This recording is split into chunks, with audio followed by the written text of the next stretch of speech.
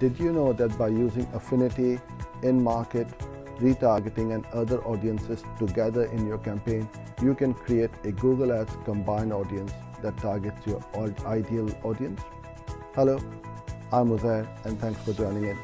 In this video, I'm going to talk you through the Google Ads combined ads audience feature.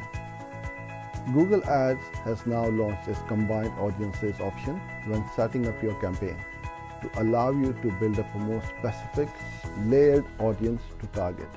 You can build a persona for your ideal customer by combining demographic, in-market, and affinity elements. How to use.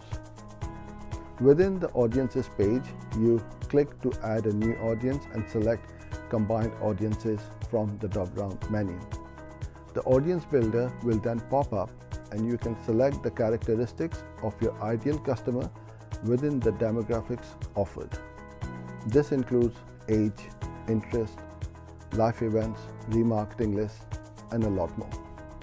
Your combined audience to be effective, the list must contain at least 1,000 people. Hope you enjoyed this video and thanks for joining in. Look forward to seeing you in my next one. Bye for now.